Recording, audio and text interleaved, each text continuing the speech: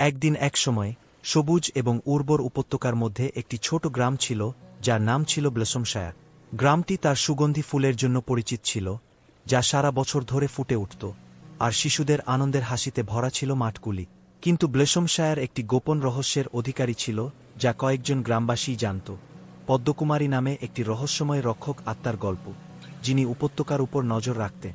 পদ্মকুমারীকে নিয়ে বলা হতো যে তিনি পূর্ণিমার রাতে, যখন আকাশ পরিষ্কার থাকত এবং তারা জ্বলজ্বল করত যেমন লক্ষ লক্ষ জোনাকি, তখন তিনি উপস্থিত হতেন।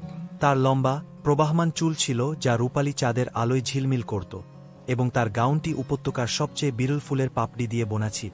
গ্রামের লোকেরা তাকে সম্মানের সাথে কথা বলত, কারণ তিনি ব্লেসমশায়ারের সমস্ত ভালো এবং জাদুকরী বিষয়ের রক্ষক ছিলেন। এক উজ্জ্বল সকালে রবি, মায়া এবং কিরণ নামে তিনজন বন্ধু গ্রামটির সীমানায় যে বনের কিনারায় খেলছিল।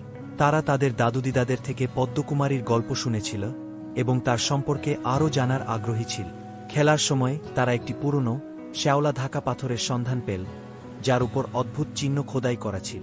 আগ্রহী হয়ে তারা গ্রামের প্রবীণ মহিলার কাছে পাথরটির বিষয়ে জানতে গেল।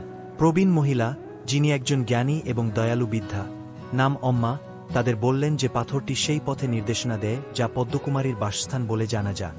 তিনি তাদের সতর্ক করে বললেন যে শুধুমাত্র পরিষ্কার হৃদয় এবং সাহসী আত্মারাই সেই পথে চলতে পারে। পদ্মকুমারীকে দেখার দৃঢ় প্রতিজ্ঞা নিয়ে রবি, মায়া এবং কিরণ পূর্ণিমার আলোর নিচে তাদের অভিযান শুরু করল।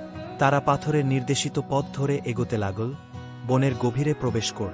হাঁটার সময় গাছগুলি যেন তাদেরকে গোপনীয় কথা বলছিল, এবং ফুলগুলি চাঁদের আলোয় মৃদু আলো ছড়াচ্ছিল। দীর্ঘ যাত্রার পর তারা একটি খোলা জায়গায় পৌঁছাল, যা চাঁদের নরম আলোয় ভেসেছিল। খোলা জায়গার কেন্দ্রে পদ্মকুমারী দাঁড়িয়েছিলেন, তার অপার্থিব সৌন্দর্যে তারা মুগ্ধ হয়ে গেল। তার চোখে ছিল দয়া, এবং তার কণ্ঠস্বর ছিল স্নিগ্ধ হাওয়ার মতো শান্ত। স্বাগত ছোটরা, তিনি বললেন। তোমরা তোমাদের হৃদয়ের সাহস এবং দয়া প্রদর্শন করেছ। কি কারণে তোমরা আমার বনে এসেছ?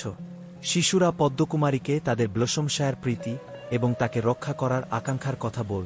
তাদের আন্তরিকতায় মুগ্ধ হয়ে পদ্মকুমারী তাদের প্রত্যেককে একটি বিশেষ উপহার দিলেন।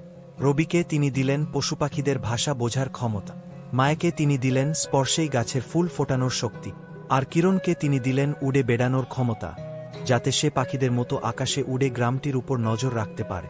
নতুন ক্ষমতা নিয়ে তিন বন্ধু ব্লেসমশায়ারে ফিরে এল, যেখানে তারা তাদের উপহারগুলি দিয়ে গ্রামটিকে সমৃদ্ধ কর। রবি বনের প্রাণীদের প্রয়োজন শুনে তাদের মঙ্গল নিশ্চিত কর। মায়ার স্পর্শ গ্রামটিকে একটি উজ্জ্বল উদ্যান করে তুলল, আর কিরণ আকাশে উড়ে উপত্যকার উপর নজর রাখত, পথভ্রষ্ট ভ্রমণকারীদের দিশা দেখাত আর গ্রামটিকে সুরক্ষিত রাখ। এভাবে পদ্মকুমারীর গল্প আরও বেশি প্রচার পেল, আর তার প্রতি গ্রামের লোকেদের ভালোবাসা ও সম্মান বাড়।